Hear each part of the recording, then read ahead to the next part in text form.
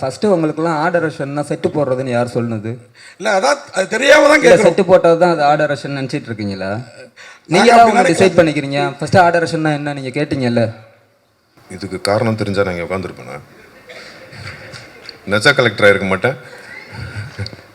அந்த கஷ்டத்தை தான் இந்த படத்தில் சொல்லியிருக்கோம். ஓகே சார், இந்த கேரக்டருக்கு முத்துவேல்னு வச்சுருக்கீங்க, முத்துவேல் கருணாநிதினு வச்சுருக்கலாமே. இதை சார்கிட்ட கேட்கலாம். Sir Sukumar sir. யாருக்கு? ஹலோ, நான் கேட்குறேன். இல்லை யாருக்கு அவர்கிட்ட தான் கேட்குறோம். கேட்குதா? கேட்குதுங்க. எனக்கு கேட்கல. சரி, நிறைய படங்களில் நீங்கள் ஹீரோவாக நடிச்சிட்டிங்க. இப்போ வந்து நண்பர் கேட்டதுக்காக வந்து சிறப்பு தோற்றத்தில் கலெக்டராக நடிச்சிருக்கீங்க. கலெக்டரோட அதிகார எல்லைக்கு உட்பட்டு அந்த பொண்ணை நீங்கள் வந்து படிக்க வைக்கிறீங்களா, இல்லை வந்துட்டு அதை மீறி அரசு விதிகளை மீறி தனிப்பட்ட முறையில் அனுதாபத்தினால அந்த பொண்ணை படிக்க வைக்கிறீங்களா? அது மாதிரி என்னது உங்கள் கேரக்டரை பற்றி விரிவாக சொல்லுங்கள். இல்லை, அதை சொன்னால் கதை சொன்ன மாதிரி ஆகிடும்ல. நான் அந்த பொண்ணை என்ன முயற்சி எடுத்து படிக்க வைக்கிறேன்றது அதை நீங்கள் படமாக பார்க்கும்போது தெரியும். ஃபர்ஸ்ட் ஆஃப் ஆல் இதில் வந்து அவர் என்னை 5 நாள் தான் கூப்பிட்டாரு நடிக்க. அப்புறம் 5 10 ஆச்சு, 10 15 ஆச்சு. ஆனால் எல்லா நாளுக்கும் ஒரே சம்பளம் தான் கொடுத்தாரு. நான் சீரியஸாக சம்பளத்துக்காகவோ அதுக்காகவோ பண்ணலை. அவர் கதை சொல்லும் போதே நான் அவர்கிட்ட சொன்னது வந்து, நான் எவ்வளோ படங்கள் நான் இதுக்கப்புறம் பண்ணாலும், ஃபுல் ஃப்ளெக்ஸ்டாக நம்மளை வச்சே படம் பண்ணாலும், இந்த மாதிரி ஒரு கதை எனக்கு என்றைக்குமே அமையாதுன்னு தான் நான் அவர்கிட்ட சொன்னேன். வெரி ஃபஸ்ட் டைம் சொல்லும் போது நான் ரொம்ப யோசித்தேன். இவர் பெருந்தன்மையாக என்னமோ சொல்லிட்டாரு, எடுத்தோடனே கேட்டோன்னே ஒத்துக்கிட்டேன் அப்படின்னு.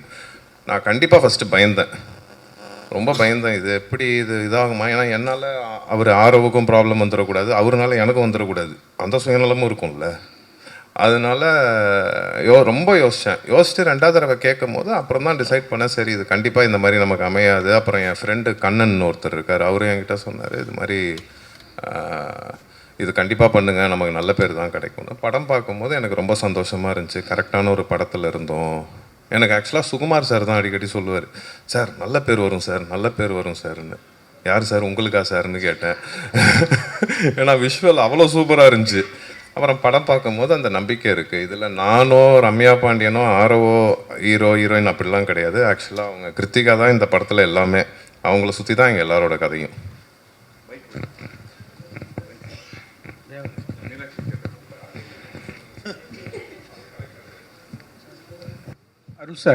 அருள் சார், நீங்கள் இந்த படத்தில் நல்ல பேர் வரும்னு சொன்னீங்க. வம்சத்துலேருந்து எவ்வளோ படம் நடித்தா கூட இந்த பட தலைப்பில் தான் உங்கள் பேர் இருக்குது, அருள் அப்படின்னு, அருள்வான்னு. இது நீங்கள் வந்த பிறகு பேரை மாற்றினாங்களா, இல்லை முதலே வச்ச பிறகு உங்களை பேருக்கு தக்கபடி கூப்பிட்டாங்க? நான் ஒரு நாள் ஃபுல்லாக இந்த டைட்டில் வேண்டான்னு அவர்கிட்ட. அவர்கிட்ட டைட்டில் மாற்றுங்க நானும் இருக்கேன், இதே டைட்டிலாக வச்சிங்கன்னா சரி வருமானு. பட் அவருக்கு பொருத்தமாக பட்டுச்சு, அதை போய் நம்ம தடுக்கக்கூடாதுல்ல. சார் அருள் இது வேறு ஏதாவது சொல்ல வர்றாரு. நீங்கள் வந்ததே லேட், அவர் எங்கே இருக்காரு? நான் 9 மணிக்கு வந்தேன். கார்த்திக் சார் அருள்நிதி சார், படத்தில் அருள்வான் நீங்களா? கதையோட டைட்டில், என் படத்தில் என் பேர் முத்துவேல்.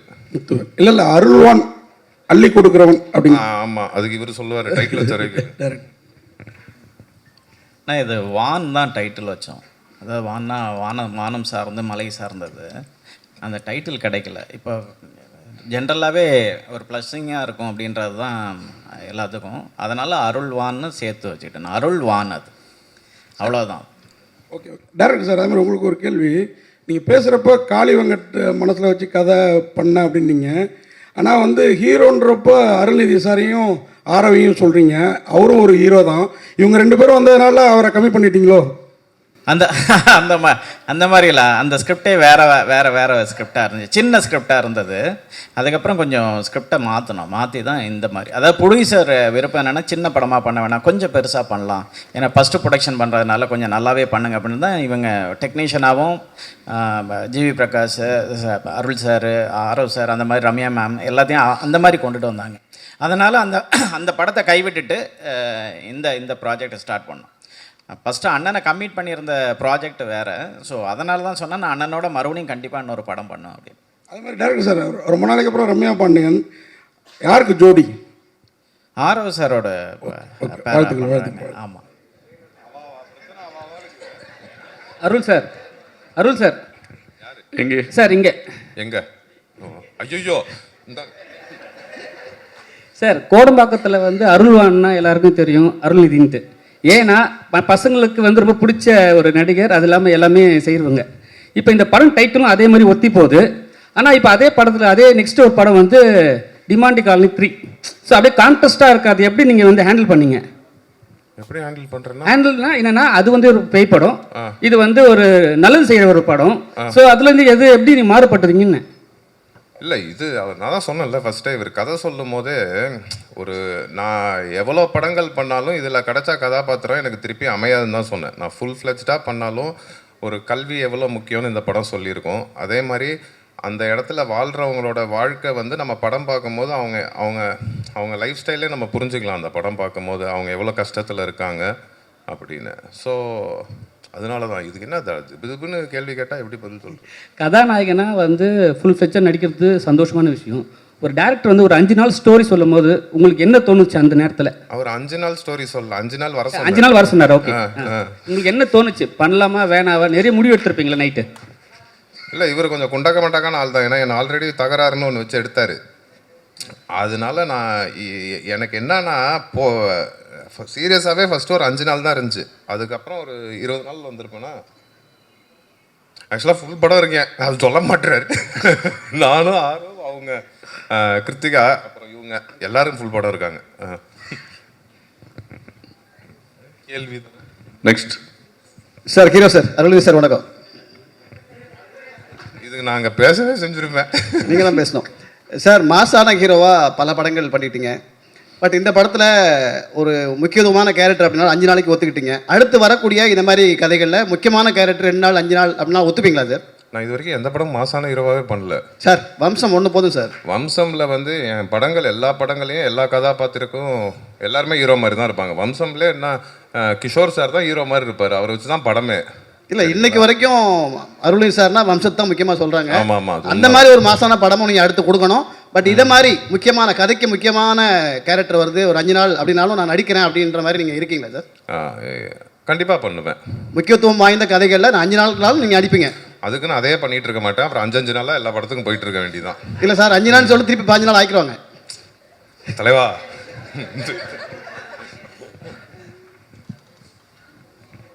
நெக்ஸ்ட் ஆரோவுக்கு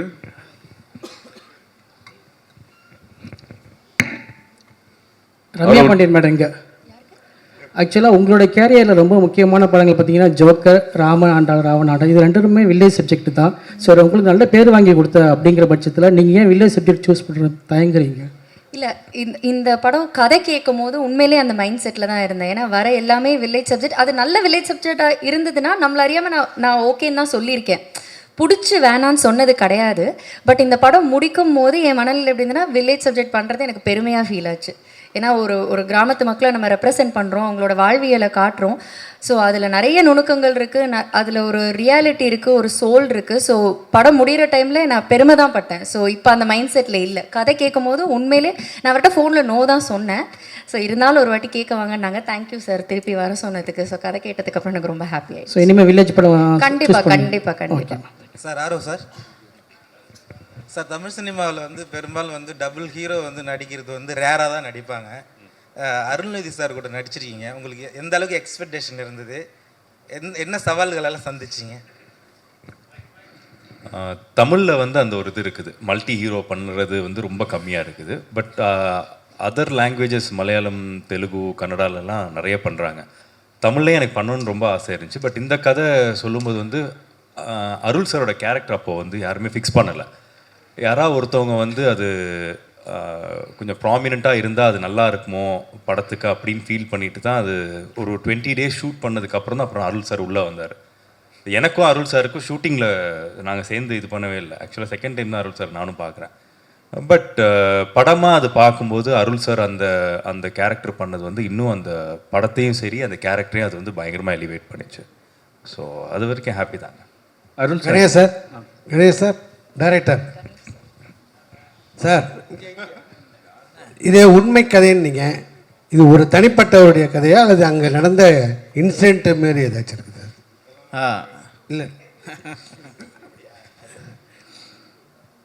ஒருத்தருக்கு படிப்பு இல்லையா அல்லது அந்த ஊரில் உள்ள அத்தனை பேருக்கு? அதாவது அங்கே ஒரு என்ஜிஓ ஆய்வுப்படி என்ன சொல்கிறாருன்னா, 25% வந்து தான் படிப்பு இருக்குது, 75% வந்துட்டு கிடைக்க மாட்டேங்குது அப்படின்னு தான் சொல்கிறாரு. முக்கியமாக இது வந்துட்டு இந்த படம் வந்துட்டு காடர் மொழியில் எடுக்கப்பட்ட படம். அதாவது காடர் மொழி ஏஷியாவிலே ஃபஸ்ட்டு மொழி அப்படின்னு வந்துட்டு சொல்கிறாங்க. இதுக்கு அனீஸ்னு ஒரு தம்பி தான் அந்த வால்பாறை கல்லார்குடின்னு ஒரு ஊர் சைட்லேருந்து வந்து எங்களுக்கு ட்ரான்ஸ்லேட் பண்ணி கொடுத்து, உதவி இயக்குனராக அவர் ஒர்க் பண்ணி ட்ரான்ஸ்லேட் பண்ணி வந்துட்டு கொடுத்தார். நான் ஆக்சுவலி ட்ரெக்கிங் போகிற பழக்கம் எனக்கு அதிகமாக உண்டு. நான் அந்த மாதிரி வந்து சின்னூர்ன்ற ஒரு கிராமம், அதாவது பெரிய குளத்துக்கு மேலே இருந்து உள்ளே போகிற ஒரு கிராமம் இருக்குது. அந்த கிராமத்துக்கு நான் போகும்போது அது குடின்னு சொல்லுவாங்க. அந்த மக்களை நான் வந்துட்டு சந்திக்கும் போது அப்போது ஒரு குழந்தை வந்துட்டு என்னை படிக்க வைக்க முடியுமா அப்படின்னு வந்துட்டு கேட்டுச்சு. என்ன பிரச்சனை அப்படின்னு கேட்கும்போது அவங்களோட பிரச்சனையை சொன்னாங்க. என்னென்னா 3 மாதம் காட்டாற்று வெள்ளம் வரும், இதை கிராஸ் பண்ண முடியாது, ஃபஸ்ட்டு சிக்னல் கிடையாது, அதனால் அடிப்படை வசதிகள் எதுவும் இல்லை, ரோடு இல்லை, இந்த மாதிரியான பிரச்சனைகள்லாம் நிறைய இருக்குது அவங்களுக்கு. ஸோ அப்போ நான் ஒரு வீடியோ கிளிப் பண்ணி ஒரு பத்திரிக்கைக்கு வந்துட்டு நான் அனுப்பிச்சேன். அதை உடனே இம்மிடியேட்டாக வந்துட்டு ப்ரெஸ் ஆச்சு, இது பப்ளிஷ் ஆச்சு. பப்ளிஷ் ஆனதுக்கப்புறம் அங்கே இருக்கிற கலெக்டர் என் லைனுக்கு வந்தார். இந்த வில்லேஜ் எங்கே இருக்குது அப்படின்னு வந்துட்டு கேட்டாங்க. ஸோ அவருக்கே அது சரியாக தெரியலை. அதுக்கப்புறம் நான் ஒரு அட்ரஸ் வந்துட்டு சொன்னேன். அப்புறம் இது தேனி மாவட்டத்திலேருந்து பேசின கலெக்டரு, இது பெரியகுளம் வந்துட்டு திண்டுக்கல் மாவட்டத்தை கனெக்ட் பண்ண போல. அதுக்கப்புறம் அங்கேருந்து எல்லாருமே அந்த குழந்தைய போய் பார்த்து அதுக்கான எஜுகேஷனை கொடுத்து இன்றைக்கி அந்த பொண்ணு வந்துட்டு அதை எஜுகேஷனை முடிச்சிருச்சு. இதனோட இன்ஸ்பயர் தான் அந்த கதை. ஓகே சார், இந்த கேரக்டருக்கு முத்துவேல்னு வச்சுருக்கீங்க, முத்துவேல் கருணாநிதினு வச்சுருக்கலாமே. இது சார்கிட்ட கேட்கலாம். சார் சுகுமார் சார் பார்ட் 2ல் வைப்பார். சார் சுகுமார் சார், தொடர்ந்து மலைவாழ் மக்களுடைய கதை, காடு மலைகள் இதையே தான் காட்டிகிட்டு இருக்கீங்க. எப்போ தான் வந்து நீங்கள் ஒரு லவபிள் படமாக பண்ண போகிறீங்க? அது ஜியோ வருது இமீடியட்டாக, அது பாருங்கள். மான்கார் அது மாதிரி கலர்ஃபுல்லாக ஃபுல் சிட்டி படமாக இருக்கும், விரைவில் அது வரும். அருள் சார், எவ்வளோ அரசு போஸ்ட் இருந்தாலும் அந்த கலெக்டர் போஸ்ட் தான் ரொம்ப பெரிய போஸ்ட்டுமாங்க. சின்ன வயசில் நம்ம எல்லோரும் கலெக்டர் ஆகணும், இன்ஜினியர் ஆகுவாங்க.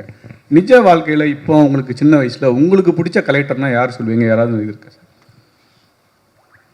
இப்படி நிறைய பேர் இன்ஸ்பிரேஷன் இருக்காங்க, எவ்வளவோ கலெக்டர் இருக்காங்க. எல்லாருக்கிட்ட இருக்கிற ஒரு நல்ல விஷயத்தையும் ரசிக்க வேண்டிதான். ஆக்சுவலாக எங்கள் அக்காவுக்கு கலெக்டர் ஆகணுன்னு ரொம்ப ஆசையாக இருந்துச்சு.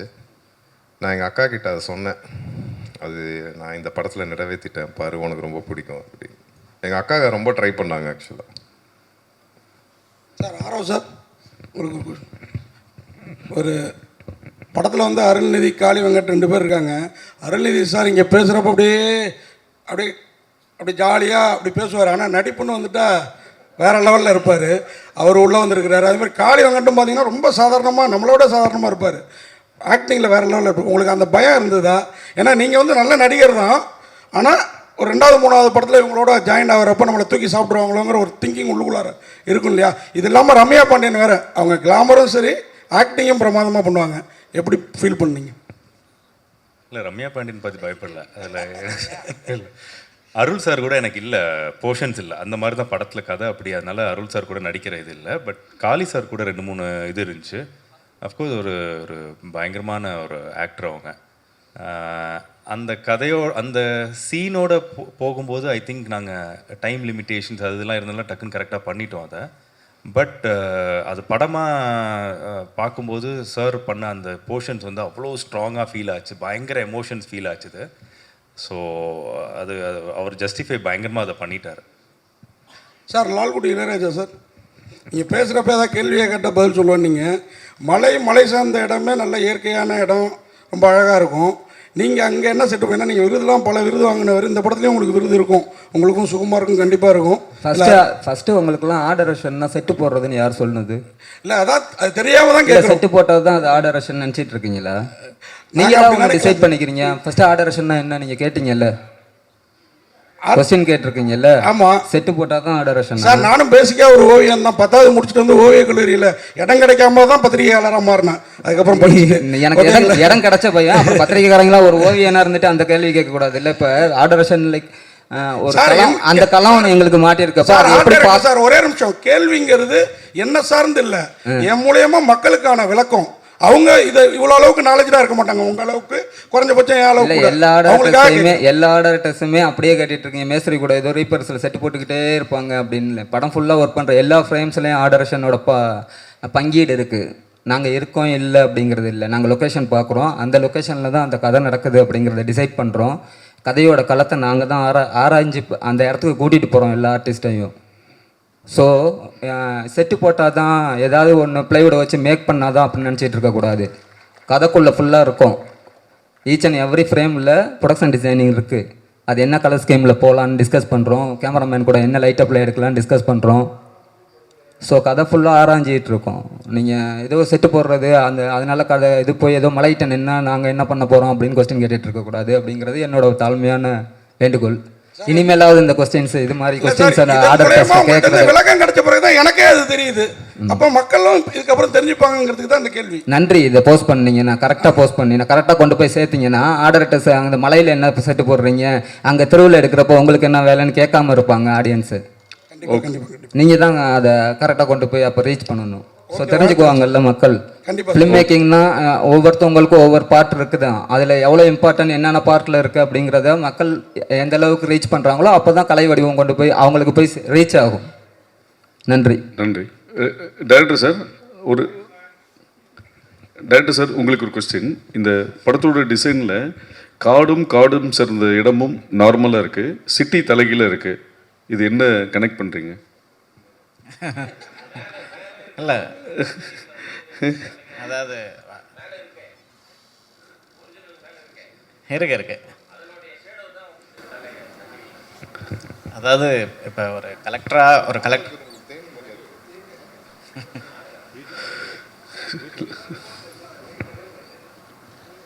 இது கதையில் என்ன விதமாக கனெக்ட்? இல்லை இது ஒரு கலெக்டராக வந்துட்டு நம்ம ஒரு ஃபாரஸ்ட்டுக்குள்ளார கொண்டு போய் வைக்க முடியல. ஒரு சிட்டிக்குள்ளார இருக்கிற ஒரு கலெக்டரை சந்திக்க வர்ற ஒரு குழந்தையோட லைஃப் தான் அதனோட எடுத்துக்காட்டாக பண்ணியிருக்கிறோம், வேற ஒன்று. சார், அருள்வந்தி சார், இன்னைக்கு வந்து கல்வி 2026 பட்டி தொட்டி எங்கும் எல்லா இடத்துலையுமே கல்வியை கொண்டு போய் சேர்த்துருக்காங்க. ஆனால் இன்னமும் ஒரு சில மலைவாழ் மக்களுக்கு கல்வி கிடைக்கல, ஏழை எளிய மக்களுக்கு கல்வி கிடைக்கலன்னு சொல்லியிருக்காங்க. இதுக்கு என்ன காரணமாக இருக்குன்னு நீங்கள் நினைக்கிறீங்க சார்? இதுக்கு காரணம் தெரிஞ்சால் நான் இங்கே உட்காந்துருப்பேண்ணா, நெஜ கலெக்டராக இருக்க மாட்டேன். அந்த கஷ்டத்தை தான் இந்த படத்தில் சொல்லியிருக்கோம். ஸோ இப்போ நிறைய இடத்துல நிறைய பேர் அதை செஞ்சுட்டு வராங்க. இதுவும் பேஸ்ட் ஆன் ட்ரூ ஸ்டோரி தான். இது உண்மையாகவே எங்கே நடந்தது, எந்த கலெக்டர் அதை செஞ்சார், எந்த ஊரில் நடந்துச்சு, அங்கே பேசிகிட்டு இருக்காரு. இங்கே பாருங்கள், முக்கியமான கேள்வி அது எல்லாமே இவர் சொல்லியிருக்காரு. அதை கேளுங்க, அதை ஒரு தடவை கேளுங்க. நிறைய பேர் ட்ரை பண்ணுறாங்க. இன்னும் இப்போ எல்லா இடத்துலையுமே இப்படி இருக்குன்னு நம்ம சொல்ல முடியாது. எல்லா இடத்துலையுமே கல்வி போய் ரீச் ஆயிடுச்சு. இவர் தான் சொன்னார், இன்னும் 20% இடத்துல, ஆமாம், அது 25% இருந்து இன்னும் கம்மியாக இருக்கும். சீக்கிரம் இன்னும் கம்மியாகிடும் நம்புவோம். நீங்கள் சொல்லுங்கள், அந்த பேஸ்ட் ஆன் ட்ரூ ஸ்டோரி இல்லை சார். இப்போ ஒவ்வொரு நாங்கள் எல்லா மலை கிராமத்துக்குள்ளரையும் போகல. இது கொஞ்சம் ஸ்டடி பண்ணும்போது, இந்த கதையை ஸ்டடி பண்ணும்போது ஒரு குறிப்பிட்ட ஒரு 10 கிராமங்களுக்குள்ளார போனோம். சில குழந்தைகள் வந்துட்டு ஒரு 20 கிலோமீட்டர் இல்லை, ஒரு சில குழந்தைகள் வந்துட்டு ஒரு 20 கிலோமீட்டர் தாண்டி தான் வந்துட்டு ஸ்கூலுக்கு வந்துட்டு போகிறாங்க. அந்த குழந்தை திரும்பி வர முடியாது. ஏன்னா உங்களுக்கு ஃபாரஸ்ட் தெரியும், அட்டை இருக்கும், எலிஃபெண்ட் இருக்கும், இது லப்பர்ட் இருக்கும். ஸோ அந்த மாதிரி நிறைய பிரச்சனை இருக்குது. இங்கே சில இடங்களில் தான் உண்டு உறைவிட பள்ளிக்கூடம்னு இருக்குது. என்னென்னா அங்கே ஹாஸ்டல் அவங்களுக்கு, அதாவது இவங்க வந்துட்டு மண்டே வந்துட்டு ஸ்கூலில் கொண்டு போய் விட்டுடுறாங்க. சாட்டர்டே வந்துட்டு அந்த குழந்தைங்கள ரிட்டர்ன் வந்துட்டு அந்த பேரண்ட்ஸ் போய் கூட்டிகிட்டு வராங்க. இதில் இந்த சம்பவத்தில் இந்த குடும்பங்களுக்குள்ளார, இந்த சொந்தங்களுக்குள்ளார ஏதாவது ஒன்று நடந்தால் அந்த குழந்தைங்களுக்கு எதுவுமே தெரிகிறது கிடையாது. இதனோட வலி ஒரு பெரிய வலியாகவே இருந்துக்கிட்டு இருக்குது. ஏன் 20 கிலோமீட்டர் போகணும், ஏன் இந்த இடத்துக்குள்ளார இன்னும் பள்ளிக்கூடம் வரலன்னா, அங்கே அடிப்படை வசதிகள் இல்லை. அங்கே வந்துட்டு ஒரு டீச்சர் வந்துட்டு இங்கேருந்து போகணுன்னா டிரான்ஸ்போர்ட் வேணும், வேவ் இருக்கணும். ஸோ அவங்க அனிமலை சமாளித்து போகணும். இங்கே கீழே இருந்து தரைத்தளத்துலேருந்து நீங்கள் காட்டுக்குள்ளார போகணுன்னா மினிமமாக 15 கிலோமீட்டர் மேலே போகணும். ஸோ அதுக்கு நிறைய ப்ரொசீஜர் இருக்குது. அது ஸோ இதெல்லாம் ஃபாலோ பண்ணி இன்னும் வந்துட்டு சரியான இடங்களில் வந்துட்டு சேரலை கல்வி. இதை கொஞ்சம் கொஞ்சமாக சேர்த்துக்கிட்டு இருக்கிறாங்க. இந்த மாதிரியான படங்கள் வந்துட்டு இப்போ மக்களை போய் ரீச் பண்ணும்போதும் அஃபிஷியல் ஆஃபீஸர்ஸ் இதை பார்க்கும்போதும் அவங்களுக்கு ஒரு வந்துட்டு நல்லது நடக்கும் அப்படின்றதுக்காக தான் இந்த மாதிரியான ஒரு ஸ்கிரிப்டை வந்துட்டு நாங்கள் பண்ணியிருக்கோம்.